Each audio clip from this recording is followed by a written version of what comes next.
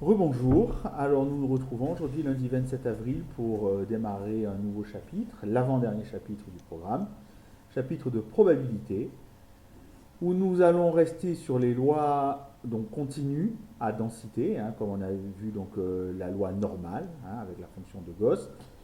Les lois que nous allons voir dans ce chapitre, elles sont au nombre de deux, elles sont plus simples à propos de leur étude que la loi de Gauss, que la loi normale que nous avons vue. Et donc la première que nous allons voir aujourd'hui, c'est la loi uniforme, la loi exponentielle, nous la ferons ensuite. Voilà, donc la loi uniforme, je vous en ai déjà parlé au début du chapitre sur les lois continues. Donc je vais reprendre l'exemple du billard. Donc vous imaginez, pardon, pas du billard, du bowling. Vous imaginez une piste de bowling que je matérialise ici, d'accord? Là, voilà, comme ça. Et le point d'impact, donc je lance ma balle au hasard. Le point d'impact, c'est I. À ce point d'impact, j'ai une abscisse qui va correspondre. Donc on voit que le bord gauche, ce sera l'abscisse 0, et le bord droit, l'abscisse 10. Imaginons maintenant que je lance ma boule au hasard, sans viser. C'est-à-dire, je ne vise pas le centre, je tire n'importe où, droite, gauche, au hasard.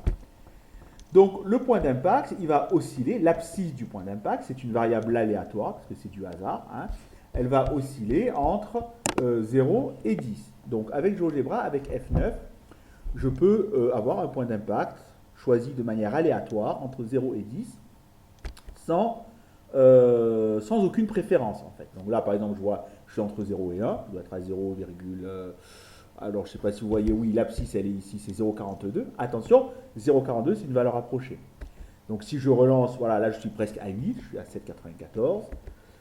Toujours entre 7 et 8, entre 5 et 6, voilà.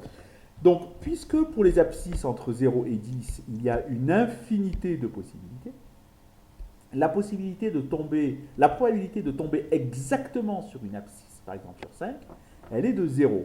Pourquoi? Parce que 5, c'est une seule abscisse sur une infinité d'abscisses possibles entre 0 et 10. 0 sur l'infini, ça nous donne une probabilité de 0. Donc c'est bien une loi continue, ce n'est pas une loi discrète, comme on avait vu auparavant la loi binomiale. C'est une loi continue. Donc la probabilité d'être exactement sur une valeur, elle est de 0. Mais en revanche, la probabilité de tomber entre 5 et 6, elle ne sera pas de 0. Donc on va calculer des probabilités sur des intervalles.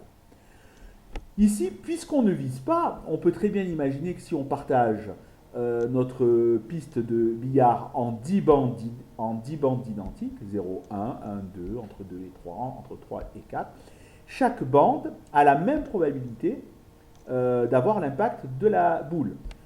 Donc, puisque j'ai la même probabilité sur les 10 bandes, eh bien, la probabilité de tomber entre 5 et 6, on va dire que c'est 1 dixième. J'ai 10 bandes, une bande sur 10, toutes les bandes ont la même probabilité, c'est 1 dixième. Voilà ce que c'est qu'une loi uniforme, c'est pas plus compliqué que ça. Alors, pour se ramener à une fonction densité de probabilité, eh bien, en fait, j'ai tracé la fonction densité de probabilité ici.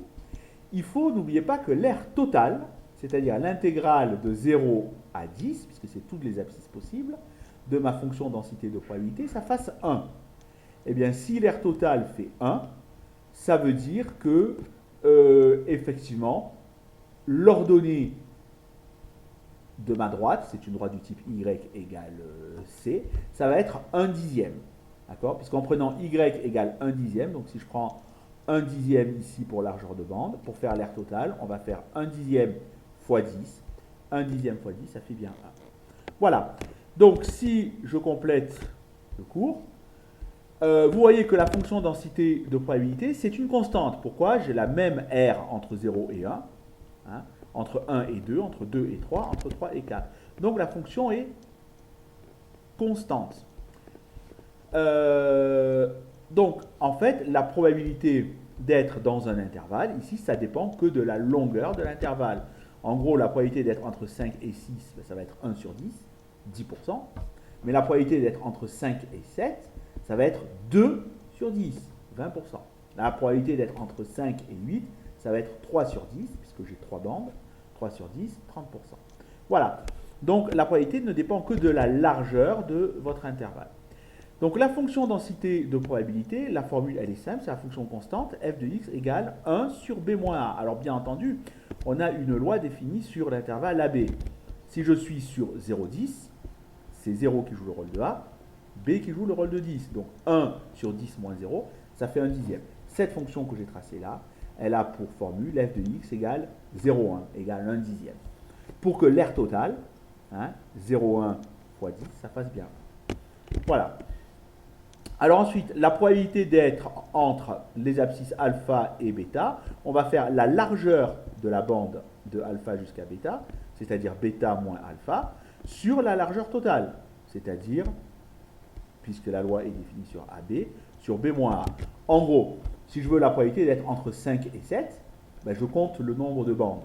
Je fais 7 moins 5, ça fait 2, j'ai 2 bandes.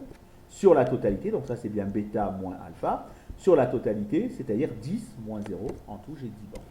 Voilà, 10 unités. Voilà. Enfin, la fonction de répartition, grand F, de cette loi de probabilité. Alors je vous rappelle, grand F de x, c'est la probabilité que la variable aléatoire soit inférieure ou égale à x. Alors si je veux par exemple grand F de 4, ben, ça va être la probabilité que l'impact soit, l'abscisse du point d'impact, soit inférieure ou égale à 4, c'est-à-dire entre 0 et 4. D'accord? Alors qu'est-ce qu'on va faire? On va faire donc 4, puisqu'il y a 4 bandes, divisé par 10. Imaginons que je commence à A, et que j'aille jusqu'à B. Eh bien, on va faire x moins a sur la totalité b moins a. X moins a sur b moins a. Et enfin, l'espérance. Alors, l'espérance, effectivement, la moyenne sur un grand nombre de tirs, ça va être le centre de votre intervalle. Ici, ça va être 5. On voit que si je relance, alors là, je tombe beaucoup à droite de 5, mais je vais tomber de manière équilibrée à droite, à gauche de 5. Voilà. Donc, ça va osciller autour de 5. Voilà. Donc, l'espérance, ça va être le milieu. C'est-à-dire, ici, c'est 5. Si j'ai une loi uniforme sur l'intervalle AB, on va faire A plus B divisé par 2, puisque c'est bien la formule du milieu. Voilà l'espérance. Alors, on va commencer par les exemples, avant la démonstration. On choisit un nombre au hasard entre 2 et 5. Donc ici, les abscisses varient de 2 à 5. Quelle est la probabilité que ce nombre soit compris entre 3 et 4? On applique cette formule-là. C'est-à-dire, on va faire la largeur entre 3 et 4. Alors, on rédige d'abord. C'est-à-dire, x suit une loi uniforme sur l'intervalle de 5. Donc, la largeur entre 3 et 4, on va faire 4 moins 3. Divisé par la largeur totale, 5 moins 2, ça fait 1 tiers. Voilà la probabilité d'être entre 3 et 4. Bien, alors la démonstration, je ne la ferai pas aujourd'hui, voilà, parce qu'elle est vraiment très simple. On se sert de cette fonction densité de probabilité, on calcule des intégrales et on trouve ça. Pour l'instant, je vous laisse juste avec cet exemple, ces formules, et vous allez avoir à faire des exercices pour appliquer ces petites formules. Voilà, je vous souhaite une bonne séance de travail et on se retrouve mercredi pour la correction et la suite du cours.